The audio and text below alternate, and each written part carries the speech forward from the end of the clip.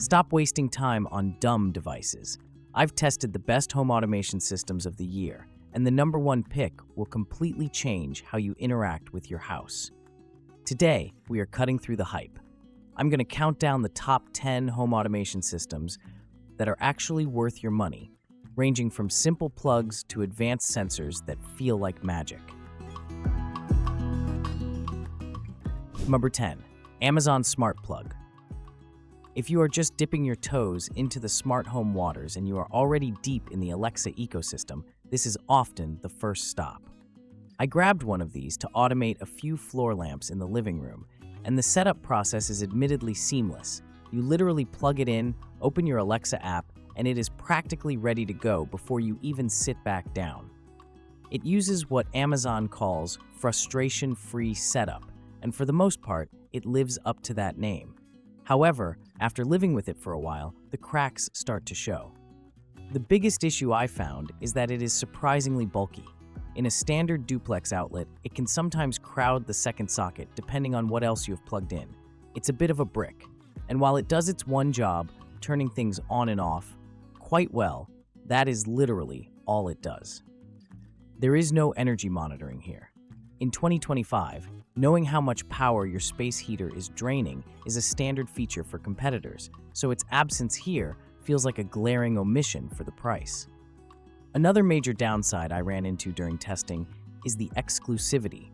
This plug only plays nice with Alexa. If you have a roommate with an iPhone who prefers HomeKit, or if you decide to switch to Google Assistant down the line, this device becomes a paperweight. It is locked down tight to Amazon's garden. Number 9. Philips Hue Bridge. If you want smart lighting, Philips Hue is still the gold standard for color quality and reliability, and this bridge is the brain that makes it all happen. I set this up to control a house full of Hue bulbs, and the responsiveness is instant. Unlike Wi-Fi bulbs that can sometimes lag, the Zigbee connection this bridge creates is rock solid. Your lights turn on the millisecond you tap the screen, which is great. But here is the problem. It feels like a piece of dinosaur tech in a modern smart home. In an era where devices are becoming wireless and sleek, the Hue Bridge requires you to physically plug it into your router with an Ethernet cable. I found this incredibly annoying during my testing because my router is in a visible spot in the living room. Having this white plastic box and extra cabling cluttering up my media center felt like a step backward. It forces you to keep the hub near your internet source rather than placing it centrally in your home for the best signal coverage. I also have to be critical about the price. You are essentially paying a premium just for the privilege of making your expensive light bulbs work. Many other brands are moving toward hub-free designs or using standard protocols like Thread that don't require a proprietary box. The Hue Bridge feels like an Apple tax for light bulbs. You pay it because the ecosystem is good, but you don't feel good about it. Number 8. SwitchBot Smart Switch Button Pusher. This little robot finger is honestly one of the most versatile gadgets I've tested. The concept is brilliant. Instead of rewiring your house, you stick this little bot next to any dumb switch, like a coffee maker, a PC power button, or a light switch, and it physically pushes the button for you. I used it on my old espresso machine that has a physical rocker switch, and suddenly, I had a smart coffee maker. The installation is hilariously simple. You just peel off the 3M tape and stick it on. I loved that I didn't have to mess with high voltage wiring or call an electrician.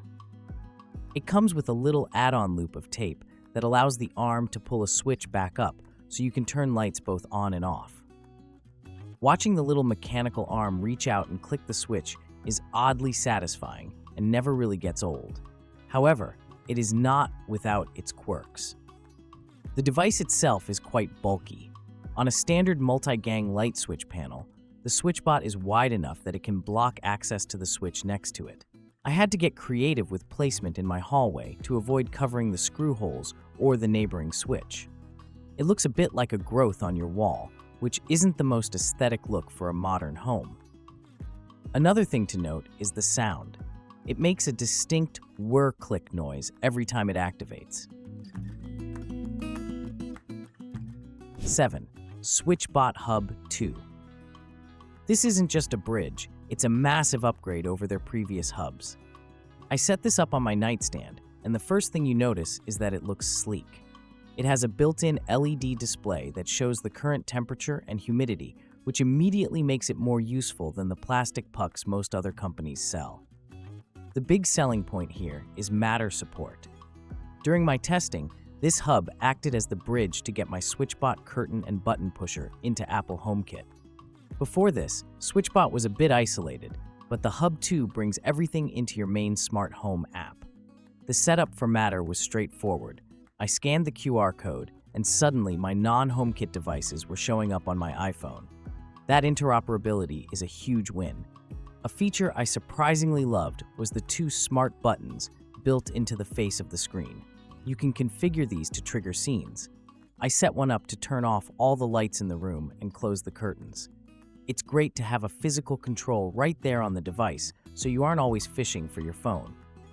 It also includes an IR blaster, so I was able to train it to turn on my old dumb TV and air conditioner, effectively making them smart. However, it is still another hub. Even though it does more than the Hue bridge, it's another device that needs power and Wi-Fi.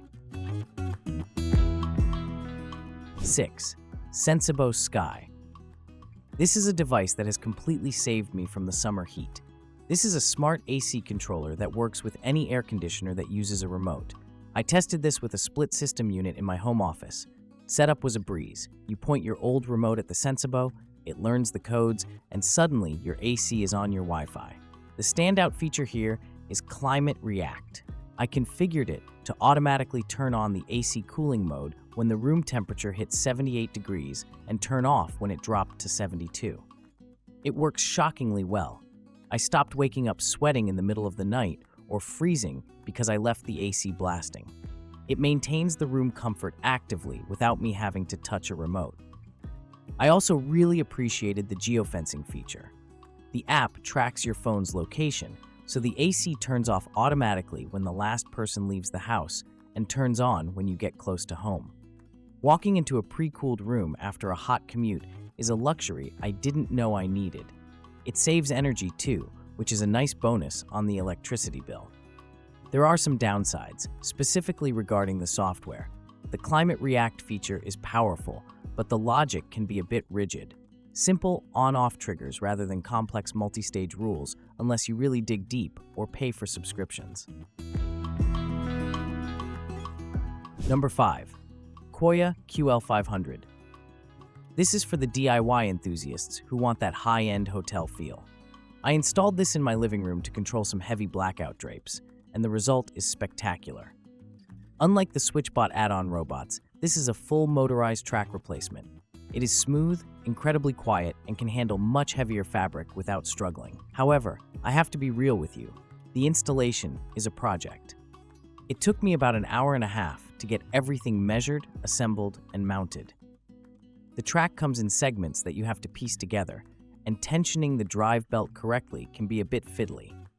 The brackets are massive, and the screws included were a bit small for my liking, so I ended up using my own washers to ensure a secure fit. It is not a plug-and-play device like the others on this list. Once it is up, though, it is amazing. You can control it with a remote, an app, or voice assistants. But my favorite feature is the touch motion. You just give the curtain a tiny tug, and the motor takes over and opens the rest of the way automatically. It feels very natural. I also set it to open with the sunrise, and waking up to natural light is a game changer for your sleep schedule. The build quality is solid, feeling much more permanent and integrated than clamp-on solutions. 4. Aqara Zigbee temperature and humidity sensor. This thing is about the size of a coin, and I have stuck them everywhere, in the bathroom, the pantry, even inside the fridge. Because it uses Zigbee, the battery life is insane. I've had mine running for over a year, and it's still going strong. The data this little square gathers is incredibly useful. In my testing, I paired it with a smart plug to create a simple dehumidifier automation. When the bathroom humidity spikes after a shower, the Aqara sensor triggers the exhaust fan to turn on. It's fully automated mold prevention. The historical graphs in the app are also surprisingly detailed, letting you track temperature trends over days or months. It's also incredibly affordable. You can outfit every room in your house for the price of one fancy thermostat. The adhesive sticker on the back holds up well, and because it's so small, it's practically invisible once placed. You don't have to worry about it ruining your decor. The only catch is that you need a Zigbee hub, ideally an Aqara hub, to use it. It won't connect directly to your Wi-Fi, but this is actually a benefit in disguise. It keeps your Wi-Fi network uncongested. The connection is stable, and the range is excellent as long as your hub is somewhat central. For the price and utility, this is one of the best value devices on the list. It's the foundational sensor that makes other automations possible. 3. SwitchBot Automatic Curtain Opener. If the Quoya track sounded like too much work, this is your solution. I tested the latest version, and the upgrade is significant.